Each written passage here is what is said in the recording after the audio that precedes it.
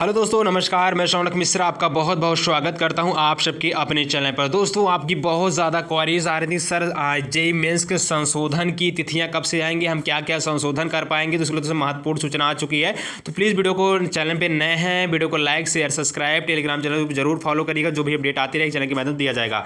यहाँ पर आप देख सकते हैं लिखा जरूरी सूचना, जेईई मेंस संशोधन का अवसर 8 तक फॉर्म फिलिंग समाप्त। जेईई मेंस का फॉर्म फिलिंग समाप्त हो गया है। अब छात्र 6 से 8 तक फॉर्म जो है करेक्शन कर पाएंगे। इससे पहले जेईई मेंस जनवरी सेशन के लिए रजिस्ट्रेशन की आखिरी तिथि बढ़ाई गई थी और 4 दिसंबर तक कर दिया गया था। जेईई मेंस सेशन 2 के लिए रजिस्ट्रेशन 2 फरवरी शुरू होंगे। इस साल करीब 14 लाख छात्रों ने जेईई मेंस का रजिस्ट्रेशन करवाया है। इससे पहले एनटीए ने जेईई मेंस का सिलेबस कम किया था। उधर जेईई एडवांस में इंफॉर्मेशन ब्रोशर जारी कर दिया था और इस साल जेईई एडवांस का रजिस्ट्रेशन फीस की बढ़ोतरी की गई है। जेईई मेंस के स्कोर पर एनआईटी और ट्रिपल आईटी और जीएफटीआई के दाखिला मिलेगा। वहीं मेंस का स्कोर आधार पर छात्र एडवांस के लिए क्वालिफाई करेंगे। जेईई एडवांस स्कोर आईआईटी में दाखिला मिलता है।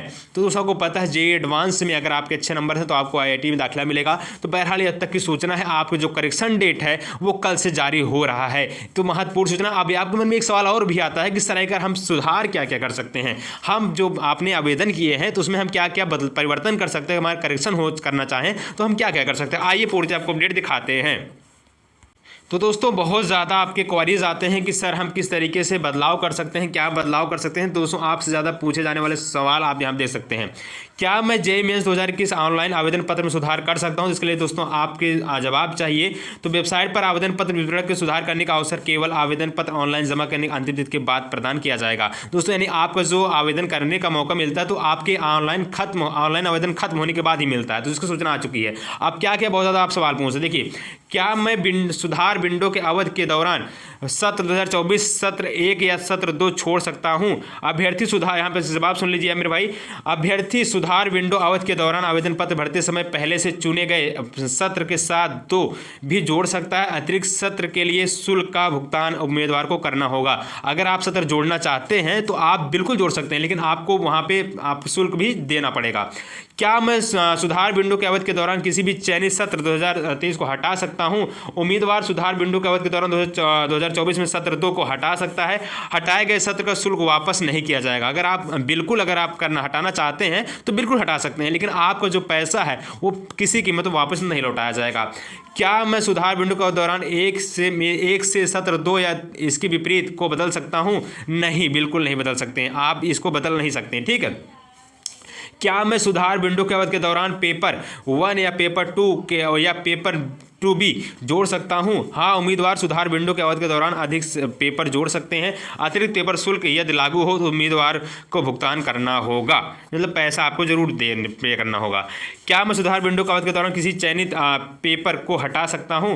हाँ, उम्मीदवार सुधार विंडो के अवधि के दौरान किसी भी चयनित पेपर 1 या पेपर 2A और पेपर 2B को हटा या जोड़ सकता है। अतिरिक्त शुल्क भुगतान उम्मीदवार द्वारा किया जाएगा। हालांकि हटाए गए पेपर को शुल्क वापस नहीं किया जाएगा। ये भी आप ध्यान रखिएगा। जो आपकी बहुत ज़्यादा कम क्वारीज आती हैं, यही सब क्वारीज है मेरे भाई। मैंने 1 से अधिक बार शुल्क भुगतान किया है, लेकिन मेरी पुष्टि डाउनलोड नहीं हुआ है। तो यहाँ पर आप देख सकते हैं लिखा है उम्मीदवारों को भुगतान स्थिति अपडेट होने के 24 घंटे तक प्रतीक्षा करने की सलाह दी जाती है। यदि शुल्क भुगतान के 24 घंटे बाद पुष्टिकरण पृष्ठ उत्पन्न नहीं होता है तो सफल भुगतान सुनिश्चित करने के लिए प्राप्त करने के लिए उम्मीदवार संबंधित बैंक या भुगतान गेटवे सूचना बुलेटिन या के परिशिष्ट सेकंड में दिए गए हेल्पलाइन नंबर और ईमेल से संपर्क कर सकते हैं। डुप्लीकेट एकाधिकृत भुगतान की वापसी हो जाएगी, ठीक है ना। बाद में यही भुगतान एनटीए के पास दर्शाया जाता है तो जेईई मेंस में अंतिम परिणाम घोषणा के बाद डुप्लीकेट लेन देन राशि वापस कर दी जाएगी।